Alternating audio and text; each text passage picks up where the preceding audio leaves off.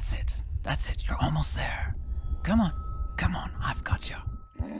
After just 11 months in your mother's womb, you're born into the world. Unlike other animals, you're not going around sucking on pacifiers or learning how to walk. No, you already know how to run. You're fast, and if you were in the wild, you'd be able to keep up with the herd in a matter of hours. But that's the thing, it doesn't seem like you're in the wild. As you slowly open your eyes and look around, you realize you're not in a grassy plain. You're inside a stable. You look at a nearby table and see beans on toast. This tells you all you need to know. You're in England, in the Middle Ages. For the first few weeks of your life, you're entirely dependent on your mother's milk. Enjoy it while it lasts, because you're not going to be spending your life pulling carts on a farm. Based on the way the stable master looks at you and the number of armored men outside, you're a destrier, a horse specifically bred for jousting and war. We'll touch more on that later. The point is, a lot of planning went into your birth. Only the strongest, largest, and hardiest stallions were chosen for breeding. Your dad is an absolute unit, and he was raised as a destrier himself. And his father before him, and his father before him, and you get the picture. It's horses all the way down. You're pretty proud of him. You should probably get him a best dad horseshoe for Father's Day. But that's a faraway prospect, at least for now. Your only business now is sticking with your mom. Just you and your brothers horsing around. As a future prized war horse, you're well cared for. You have the best room in the stable with all the pleasures a young horse could ask for. The other horses, on the other hand, are stuck in second-rate rooms. Poor suckers. Up until this point, you've survived mostly on your mother's milk, but now that you're a few years older, the stable master gradually weans you to eat other food. Your diet involves various kinds of feed, ranging from barley and hemp to various vegetables or milled grain. Gradually, this balanced diet helps you become big and strong, big enough that you can be sold. But before some baron or earl will buy you, you need to be trained in the basics of being a horse. As a future war horse, there's a lot of things you'll have to get used to. The first and perhaps most obvious part is that you have to get used to someone riding you. You'll be fitted with a bridle, a saddle, a horse bit, and reins, so get used to them. You'll practically be wearing them for the rest of your life. You are trained to respond to light nudges from the reins or cues from the rider, typically through them applying slight pressure. Generally, most of your training is quite basic. You're taught to ride straight ahead, carry heavy loads on your back, and get used to having a saddle and bridle on for most of your life. You'll just have to deal with that slight itch on your nose that you can't quite get rid of. You are also taught to respond to basic commands like halt, turn, or gait. A worker will also take you on walks around the city so you can get used to large crowds and loud sounds. Hey, look, he even got you an ice cream cone. What a nice guy. Finally, as you reach about 5 years of age and with your basic training complete, the stable master deems you fit to be sold off to some rich noble. You'll get your on-the-job training some other time. You are brought to London in all its filth, squalor, and economic inequality. Just breathe it all in. Ah, London.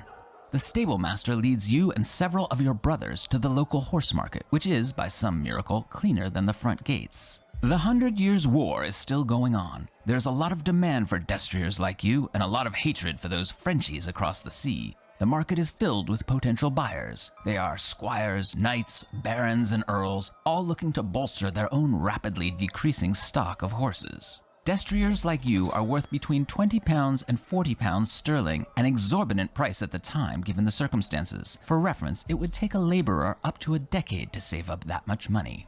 It looks like the knight has taken a liking to you. From now on, you will be under his ownership and protection. This is yet another important aspect of your training. It's crucial to form a close relationship with your rider, as your bond matters a lot. The greater the trust between you, the better. Your owner, Harry, is a wealthy nobleman who's bought you in preparation for a local jousting tournament that will be held in a few weeks. From here on out, you'll undergo a more specialized training regimen to get you used to the chaos of a joust. You see, as a horse, you are naturally skittish and prone to fleeing at the first sight of danger. Not ideal if you'll be running headfirst into battle. Fortunately, most of that fear is pretty much gone thanks to your pedigree and upbringing. Still, to make sure you don't panic, you are gradually desensitized to loud noise, large crowds, and bodies hitting the floor. So basically, you just need to get tickets to a mosh pit. Well, other than that, life with Harry is good. He treats you well as any good knight should, and you have a strong bond.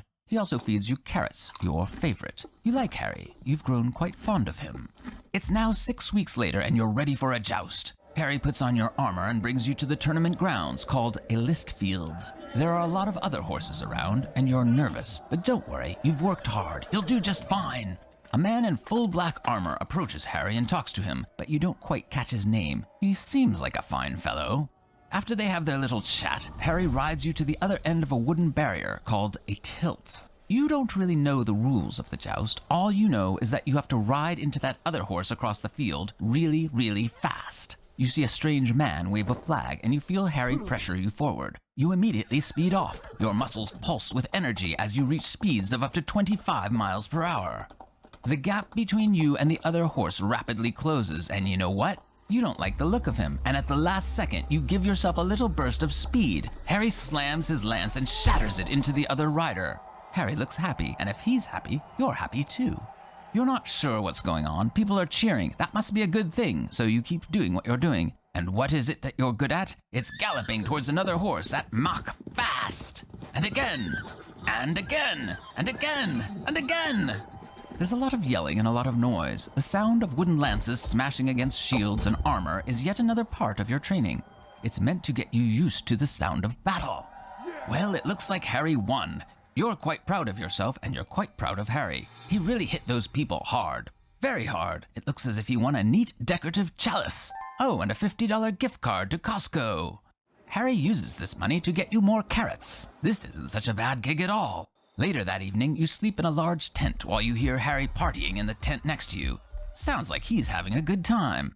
The next morning, you hear Harry boasting about you to his friends. You did a pretty good job, so now you're coming along for the long haul.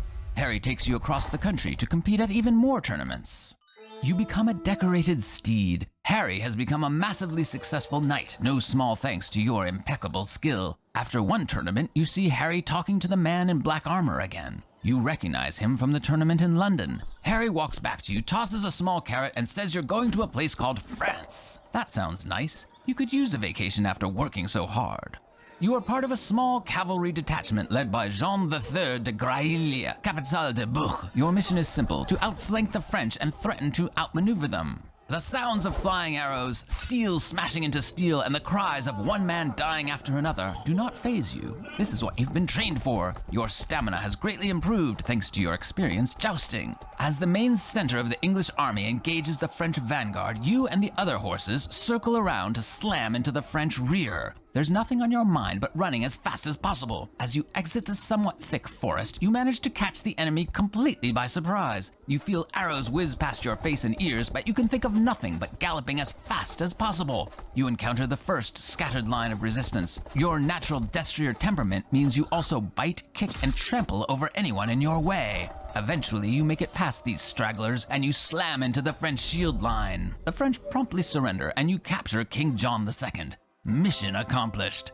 Harry wipes the blood from his face and yours, and he hops down to congratulate you. As he inspects you, he finds a few arrows.